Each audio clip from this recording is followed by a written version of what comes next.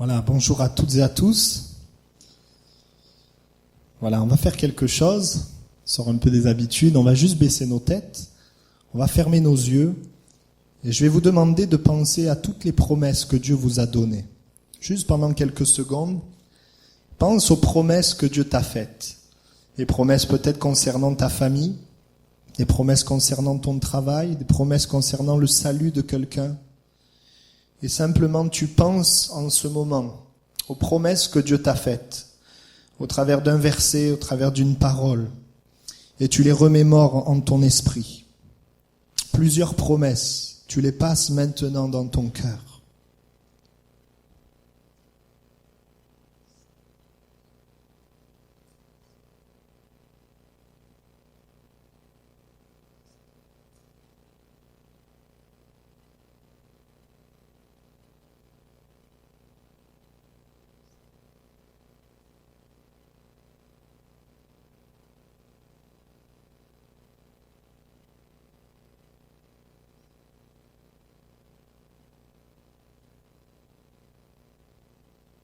Alléluia. Vous pouvez revenir. On va y prendre dans Hébreux chapitre 6, verset 11.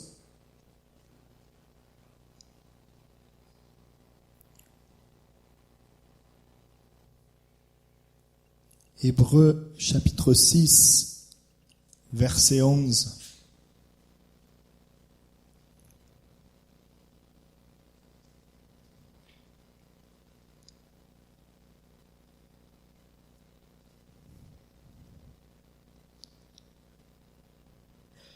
Nous désirons que chacun de vous montre le même zèle pour conserver jusqu'à la fin une pleine espérance, en sorte que vous ne vous relâchiez point et que vous imitiez ceux qui, par la foi et la persévérance, héritent des promesses.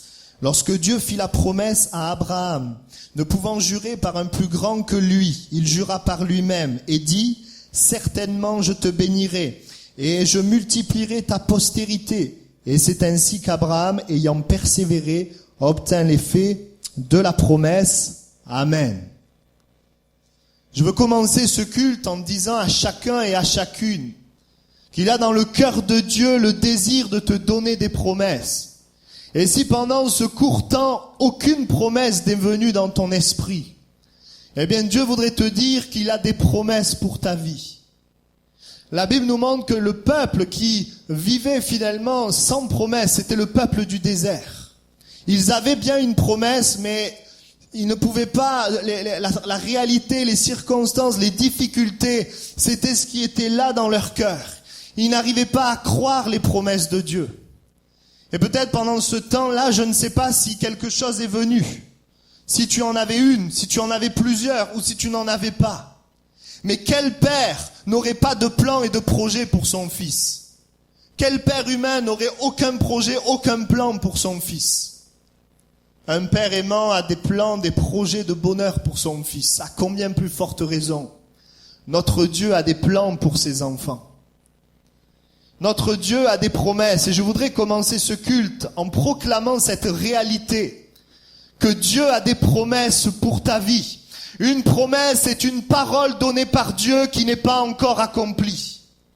C'est une parole donnée par Dieu, c'est quelque chose de bon, c'est quelque chose donné par Dieu mais que je ne vois pas encore. Dieu a des promesses pour chacun d'entre nous. Amen. Et lorsque vous lisez Hébreux chapitre 11, vous voyez des hommes et des femmes qui par la foi ont hérité des promesses, ont réussi à obtenir des choses. Bien sûr, ce n'est pas il n'y a pas que ça dans la vie avec Dieu, ce n'est pas juste d'obtenir des choses, on va voir qu'il y a quelque chose de plus profond que cela. Mais nous avons un Dieu qui aime donner, alléluia. Notre Dieu aime donner, il veut donner. Moi je ne sais pas si vous êtes père, vous aimez donner à vos enfants. À combien de forte raison notre Père aime donner.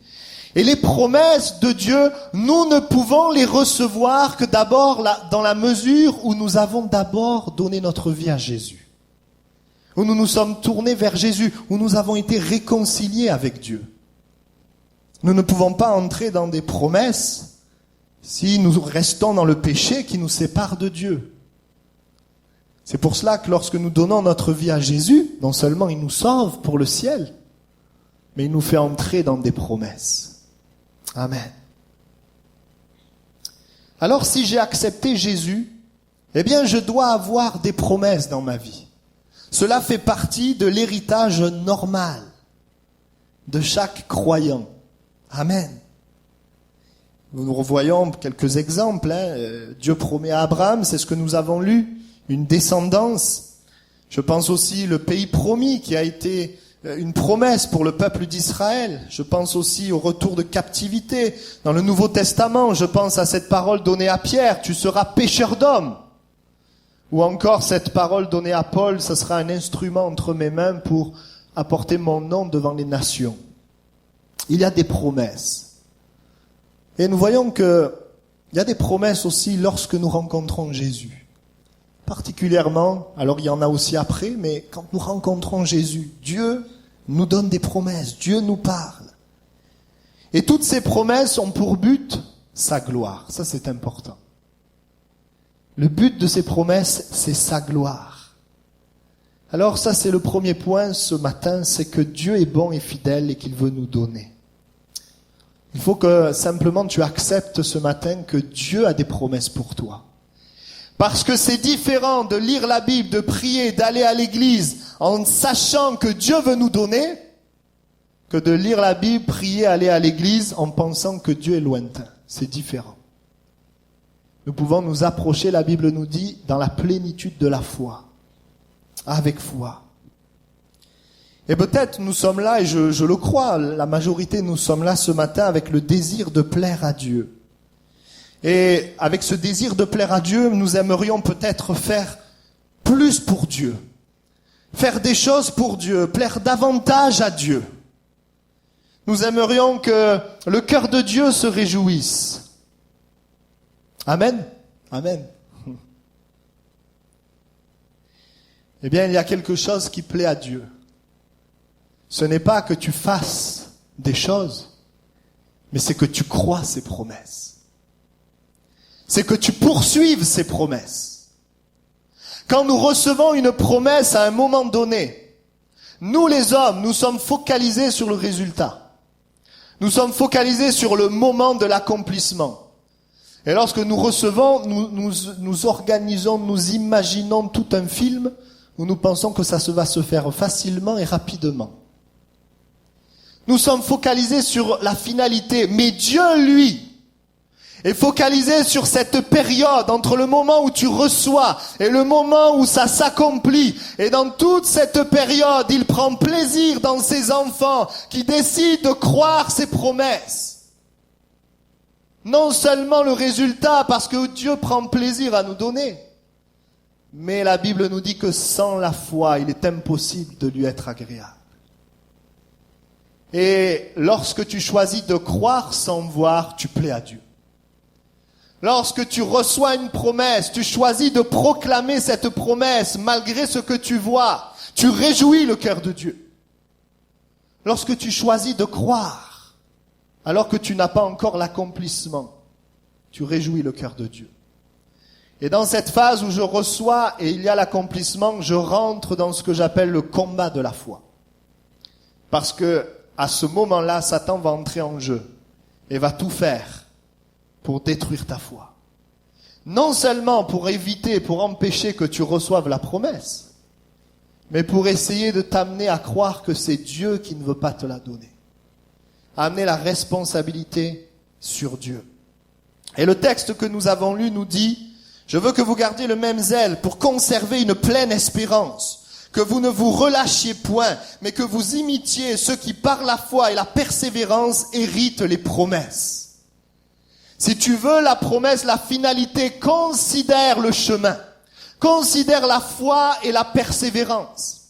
Et à chacun, à chacune, un jour, un homme de Dieu m'a dit, David, si tu demandes beaucoup, tu recevras beaucoup.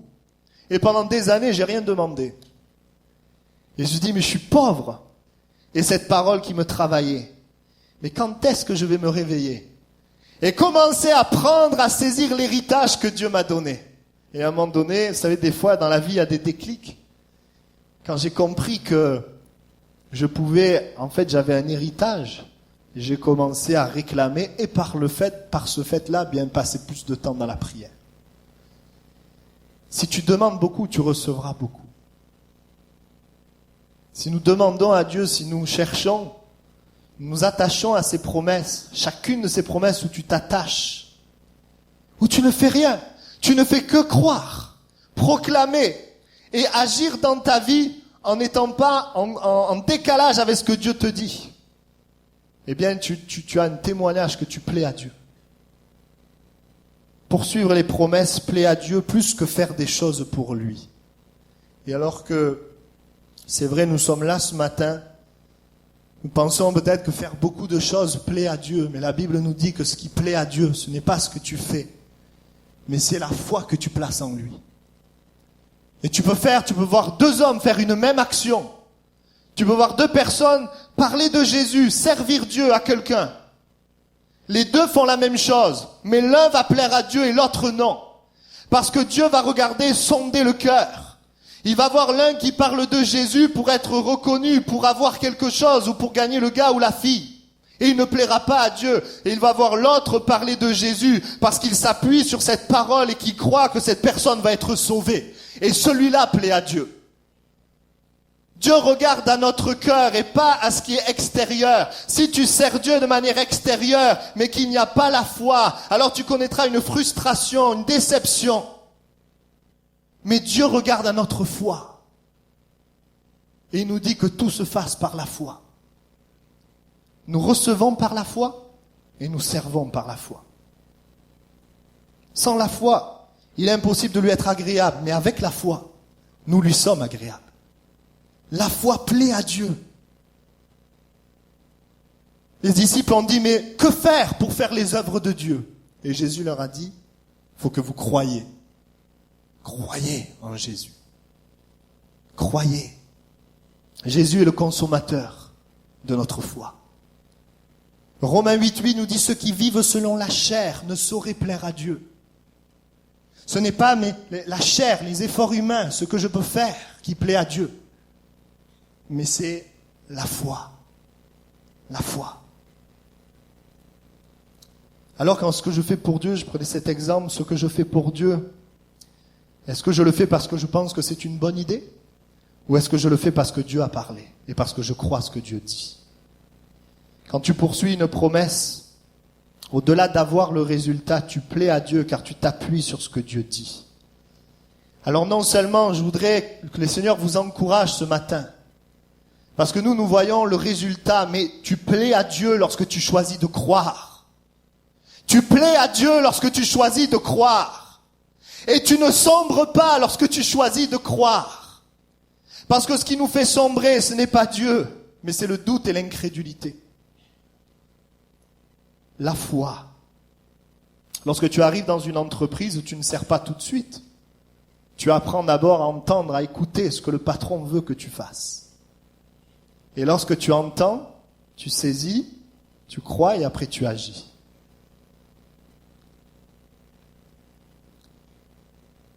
Amen. Nous allons voir donc dans le combat de la foi, quand nous poursuivons une promesse, poursuivons des promesses, nous rentrons dans ce combat, il y a 3 batailles à remporter.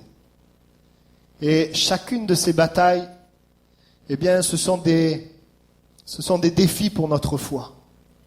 Entre le moment où je reçois une promesse de Dieu et le moment de l'accomplissement, il y a tout un travail de Dieu et il y a des batailles à remporter. Et il va y avoir 3 obstacles et nous allons voir aujourd'hui la vie d'Abraham. Nous allons regarder dans la vie d'Abraham, celui qui est appelé le père de la foi. Quels ont été ces 3 obstacles? Abraham d'abord reçoit une promesse. Et la promesse qu'il reçoit a une dimension surnaturelle. Parce que Dieu leur dit, vous allez enfanter un fils. Et au moment de l'accomplissement, Abraham a 100 ans et sa femme en a 90. Au moment où il reçoit la promesse, il a 75 ans. Le moment où il reçoit la promesse, déjà, la première difficulté, c'est d'accepter quelque chose qui dépasse ma logique. Accepter quelque chose de surnaturel. Et la vraie question à se poser, la première question à se poser d'abord, c'est de savoir, est-ce que c'est bien Dieu qui m'a parlé? Est-ce que c'est Dieu qui m'a parlé? L'Esprit de Dieu va toujours avec la parole. Est-ce que c'est Dieu qui m'a parlé? Et bien souvent, nous sommes dans la confusion parce que nous sommes superficiels dans notre relation avec Dieu. Si nous voulons que Dieu nous parle, il nous faut aller dans la présence de Dieu. Premièrement, nous recevons Jésus, nous allons dans sa présence. Et c'est le cœur de Dieu, et nous croyons, et c'est le cœur de Dieu que de nous donner des promesses. Premièrement, il y a cette promesse qui revêt une dimension surnaturelle. C'est normal, parce que le but de Dieu, c'est que sa gloire paraisse. Si là, dans la promesse de Dieu, il n'y a rien de compliqué, de difficile, tu n'as pas besoin de Dieu. Mais dans la promesse de Dieu, il y a toujours une dimension qui semble contradictoire avec ma réalité visible. Il y a toujours cette dimension surnaturelle. Et nous voyons dans la vie d'Abraham, il va y avoir au début, au milieu et à la fin 3 batailles. 3 difficultés. Première difficulté, et je sais que vous, pour ceux qui poursuivent les promesses, vous rentrez dans ces difficultés, vous connaissez ces difficultés. Et c'est un message d'encouragement ce matin. Pour que tu puisses voir que oui, c'est normal, mais qu'il y a la victoire, l'aide de Dieu. Premièrement, Genèse chapitre 12, verset 10, nous le voyons dans la vie d'Abraham. Première bataille. Alors qu'Abraham reçoit la promesse, nous le voyons dans Genèse chapitre 12, au verset 1er. On peut le lire, ça c'est le moment où Abraham reçoit la promesse. L'Éternel dit à Abraham, va-t'en de ton pays, de ta patrie et de la maison de ton père, dans le pays que je te montrerai. Ça, c'est un cœur qui se tourne résolument vers Dieu. Ça représente l'homme, la femme qui se tournent vers Jésus. Et tout de suite après, qu'est-ce qu'il y a? Je ferai de toi une grande nation et je te bénirai. Je rendrai ton nom grand et tu seras une source de bénédiction. Et il y a la promesse. C'est un Dieu de promesses. Si tu crois que l'évangile, c'est donner sa vie à Jésus, puis essayer de tout faire pour lui plaire, tu te trompes. L'évangile, c'est donner sa vie à Jésus, c'est l'entendre et l'écouter, croire et voir sa puissance se manifester. Et donc nous voyons première bataille. Genèse chapitre 12, verset 10. Il y eut une famine dans le pays. Et Abraham descendit en Égypte pour y séjourner, car la famine était grande dans le pays. Première bataille, c'est ce que j'appelle la bataille des circonstances. Lorsque la circonstance est défavorable. Lorsque, eh bien oui, je reçois une promesse, et la Bible nous dit qu'il y a la famine qui vient sur le pays. Il manque de nourriture. Il y a la famine qui est là. Et lorsque nous commençons ce chemin de foi, lorsque Dieu nous parle, il y a ce moment où les circonstances s'aggravent. Et tu es là ce matin, certains sont là ce matin.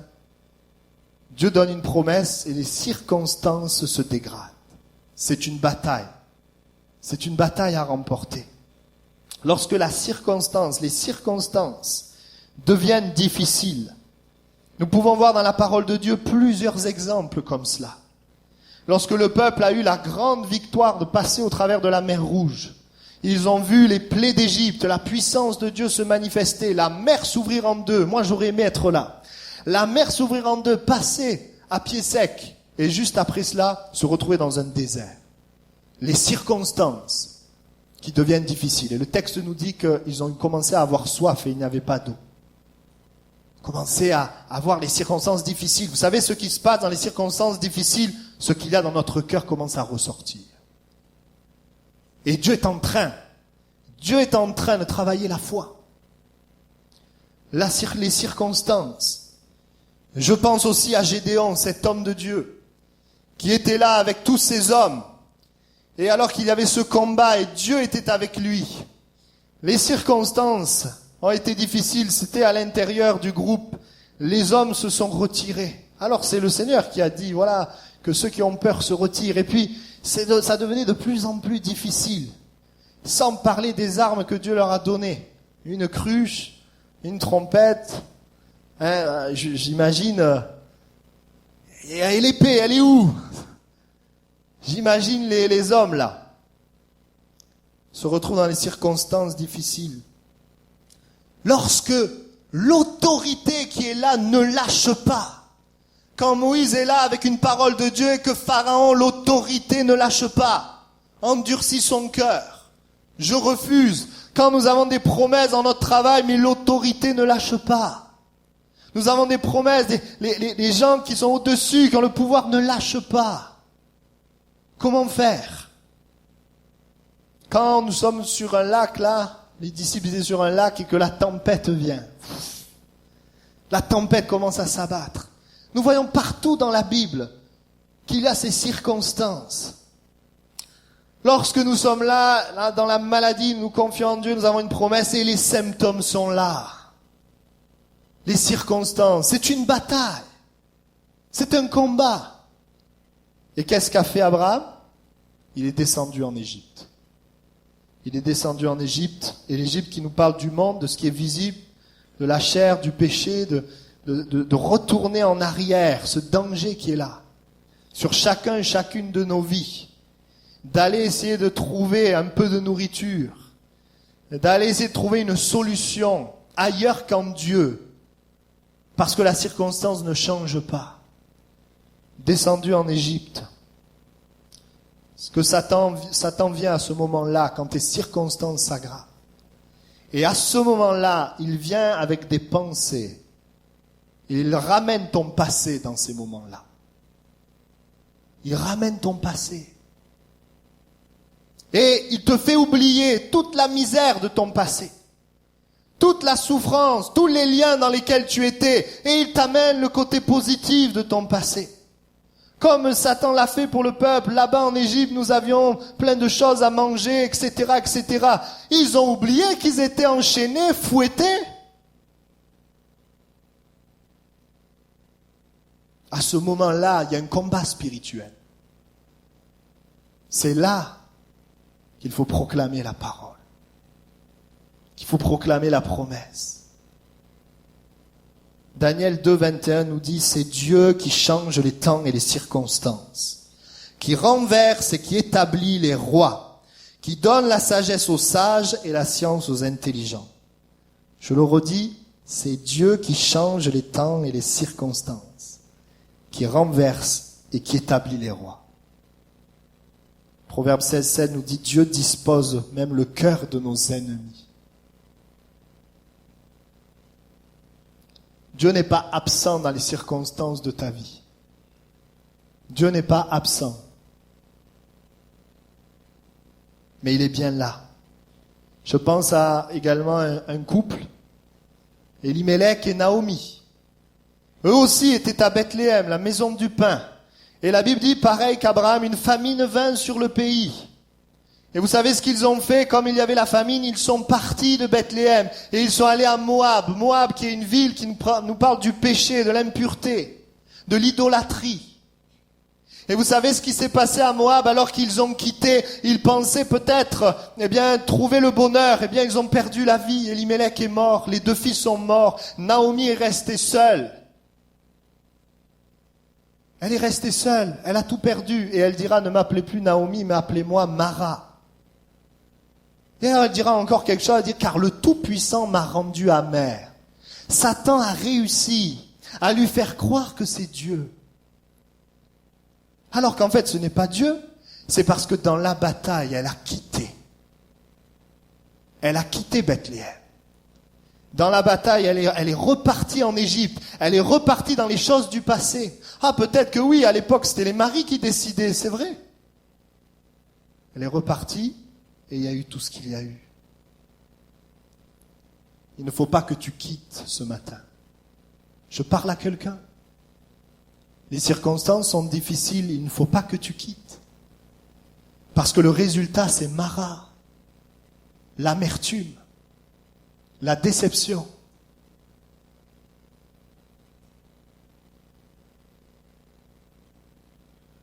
Merci Seigneur, Abraham n'est pas resté. Il est revenu. Amen. Deuxièmement, deuxième étape, deuxième bataille à remporter après les circonstances. Genèse chapitre 15, verset 1. Après ces événements, la parole de l'Éternel fut adressée à Abraham dans une vision. Il dit, Abraham, ne crains point, je suis ton bouclier, ta récompense sera très grande. Abraham répondit, Seigneur éternel, que me donneras-tu? Je m'en vais sans enfant, et l'héritier de ma maison, c'est Eliezer de Damas. Et Abraham dit, voici, tu ne m'as pas donné de postérité, et celui qui est né dans ma maison sera mon héritier. Alors la parole de l'Éternel lui fut adressée ainsi, ce n'est pas lui qui sera ton héritier, mais c'est celui qui sortira de tes entrailles qui sera ton héritier. Amen. Deuxième combat, deuxième bataille, c'est ce que j'appelle la bataille des raisonnements. Si tu veux entrer dans la promesse, tu vas avoir un combat dans tes raisonnements, dans les raisonnements, dans les pensées. Il était là, le temps a passé, on n'est plus au début, on est vers le milieu maintenant. Ça fait un moment que Dieu lui a donné la promesse. Et là, il est là et il a commencé à penser. Il voit bien que ça ne vient pas et que l'âge avance. Plus le temps passe, plus c'est impossible. Alors il s'est dit de manière logique, voilà, il y a Eliezer qui est là. Ça doit être lui, le fils de la promesse. Il a commencé à raisonner, à avoir des pensées humaines. Le texte nous dit que son raisonnement a commencé par une question qui est dangereuse. Il a dit, que me donneras-tu? Cette question est dangereuse parce que cette question montre le doute qu'il a laissé entrer dans sa vie.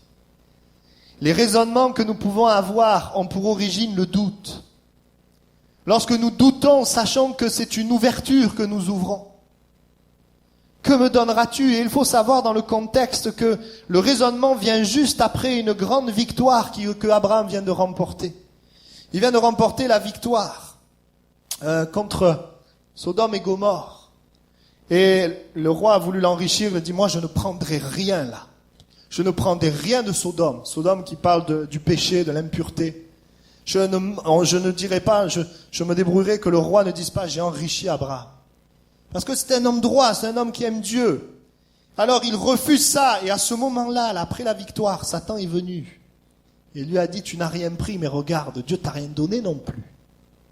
Tu n'as toujours pas la promesse. Commencez à avoir le doute, commencez à raisonner. Et se dire, c'est Eliezer.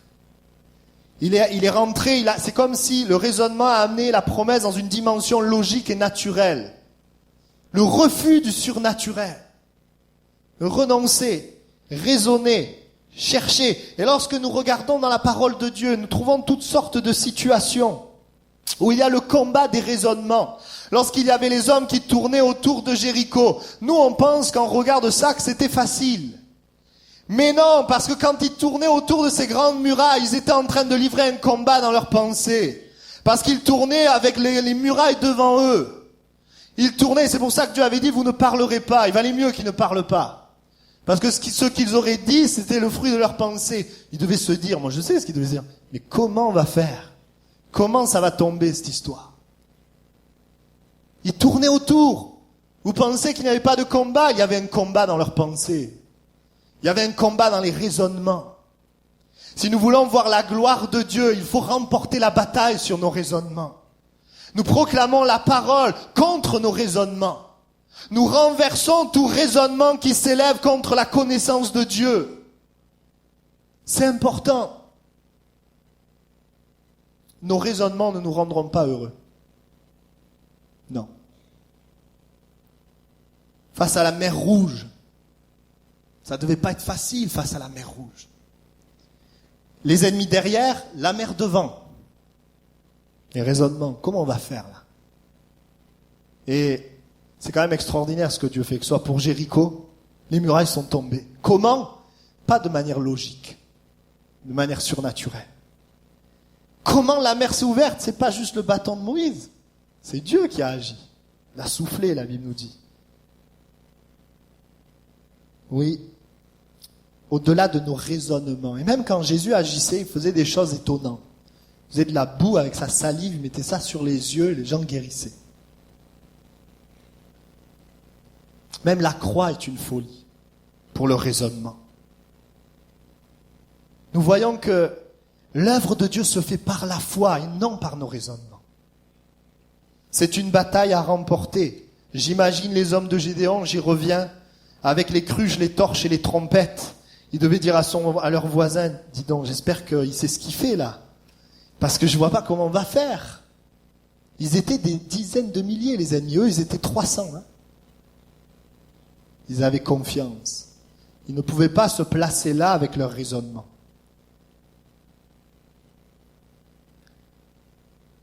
Et tu es dans des raisonnements ce matin. Mais l'Esprit de Dieu, c'est comme s'il les démasque, il le montre. Et il te dit, crois la parole. Crois la promesse. J'ai noté ceci, c'est très important. Les raisonnements nous font nous imaginer des choses autour de la promesse. Il faut en faire un film tout autour de la promesse. Il y a la promesse de Dieu, Dieu parle et toi tu brodes le reste. Tu fais un tableau. Tu t'imagines des choses. C'est ce qui s'est passé pour Naaman. La Bible dit que Naaman, il était lépreux. Et voici qu'on envoie, il a besoin de l'homme de Dieu. Alors il va, c'est lui qui va vers l'homme de Dieu. Et il se dit en lui-même.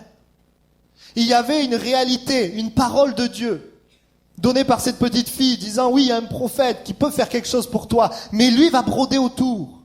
Il s'est dit, l'homme de Dieu va venir. Il va se présenter devant moi, il va même poser les mains et je vais être guéri. Mais il n'y a rien de ce qu'il a brodé qui s'est passé. C'est juste la parole de Dieu qui s'est passée. Et il a failli passer à côté à cause de tout ce qu'il a brodé. Attention. Dieu parle, mais attention à ce que nous on met autour.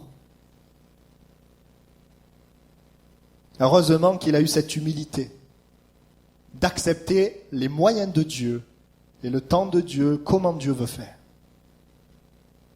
Nous ne devons pas nous attendre à Dieu avec nos raisonnements. Nous devons compter sur sa parole. Peu importe la manière, tant que le Seigneur confirme sa parole. Et il la confirme. Amen. Lorsque Dieu donne une promesse, et qu'il semble que Dieu est en train de répondre, mais qu'il y a quelque chose quand même de pas beau, de compromis. Tu attends un travail et tiens, on te propose un travail au noir. On te propose un travail au noir. On te propose un travail au noir. Et tu penses que c'est Dieu? Non. Ce n'est pas Dieu. Il n'y a pas de compromis avec Dieu. Quand Dieu fait une chose, il la fait bien. Il ne fait pas à moitié. Et parfois, nous le voyons, avant que Dieu vienne, Satan vient. Alors il faut être attaché à la parole. Croire la parole. Et ne pas regarder ni aux circonstances, ni à nos raisonnements. Troisième bataille. Genèse chapitre 16. C'est la plus difficile. C'est la plus redoutable. C'est la plus importante. Et c'est la dernière. Même si c'est vrai, après cet épisode, il y a eu encore un autre épisode, mais je ne vais pas y venir, à Guérard. Mais là, nous allons voir chapitre 16, verset 1er. Sarai, femme d'Abraham, ne lui avait point donné d'enfant. Elle avait une servante égyptienne nommée Agar. Et Sarai dit à Abraham, voici, l'Éternel m'a rendu stérile. Viens, je te prie, vers ma servante. Peut-être aurai-je par elle des enfants. Abraham écouta la voix de Sarai. Alors Sarai, femme d'Abraham, prit Agar, l'Égyptienne, sa servante, et la donna pour femme à Abraham, son mari, après qu'Abraham eut habité 10 années dans le pays de Canaan. Il alla vers Agar et elle devint enceinte, etc., etc. Voilà que la troisième bataille, troisième piège, qui fait tomber le plus de monde, eh bien, c'est le piège affectif, sentimental. C'est le piège dans lequel Abraham va tomber, eh bien, il va se produire par la personne qui est la plus proche de lui, sa femme. Sa femme va lui donner ce conseil d'aller vers sa servante. Et Abraham, bien, va se tromper, va aller. Et cela ne va pas être la promesse de Dieu. Et à travers tout cela, il va y avoir bien des problèmes, la Bible en parle. Bien des soucis. Bien des problèmes, bien des soucis, toutes sortes de problèmes. Il faut que tu saches ce matin que Dieu doit avoir plus d'importance, plus d'influence que la personne pour qui tu as le plus d'affectif. personnes les plus proches parfois, les personnes pour qui le cœur peut battre, les personnes qui sont dans notre famille même, peuvent nous faire passer à côté de la promesse de Dieu. Et c'est le plus difficile. Il faut que tu l'entendes. Il était proche de la promesse. Parce que Dieu veut être Dieu dans ta vie. Il ne veut pas que ce soit quelqu'un.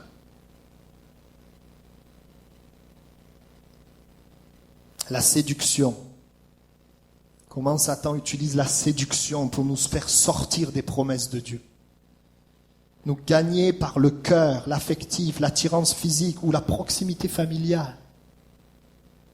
Parce qu'on a grandi comme ça pendant des années, alors ce que la personne dit a plus d'importance que Dieu, que la parole de Dieu. Non, c'est la parole de Dieu qui doit primer sur tes affections.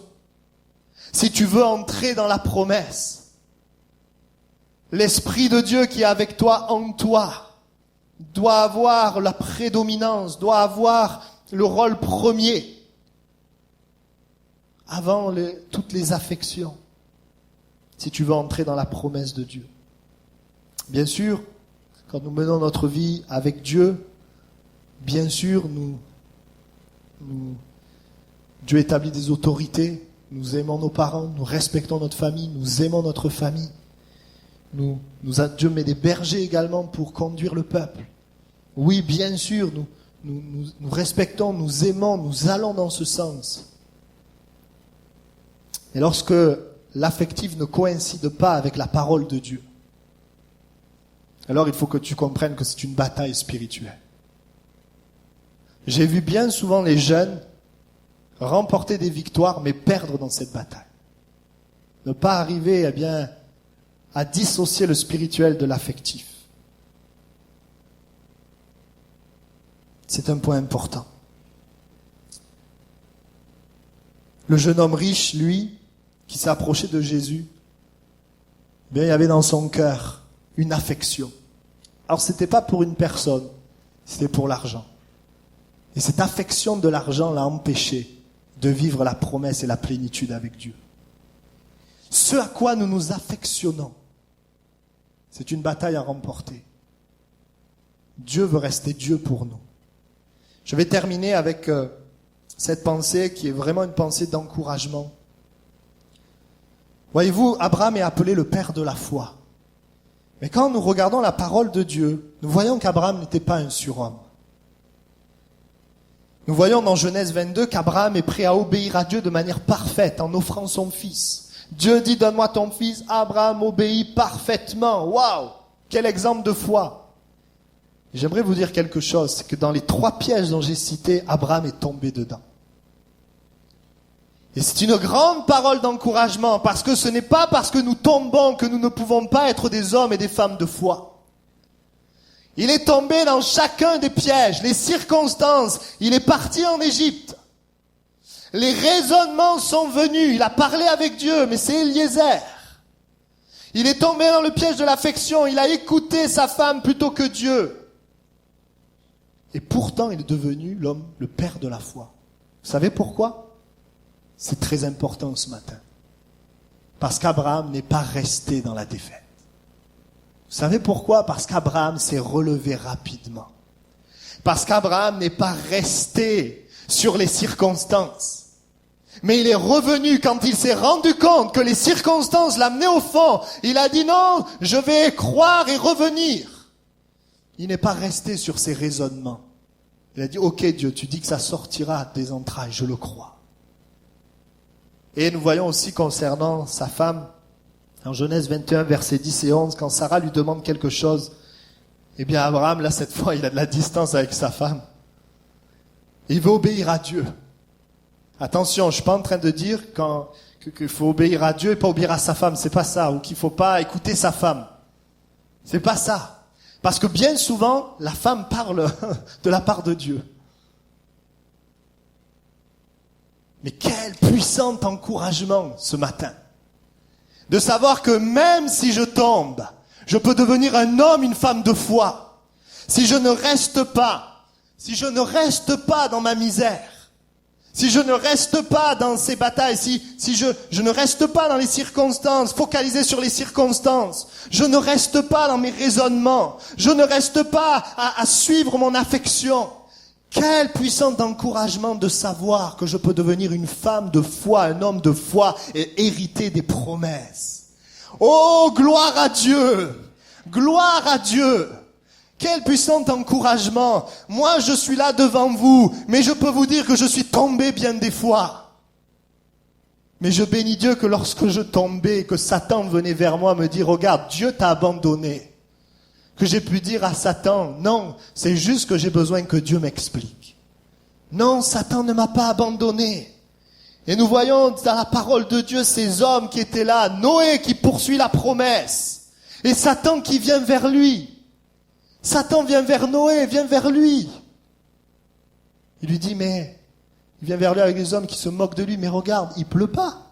Qu'est-ce que tu fais avec ton arche? Je bénis Dieu de ce que lorsqu'il y avait des hommes, des femmes qui étaient là à poursuivre les promesses, ils sont restés fermes.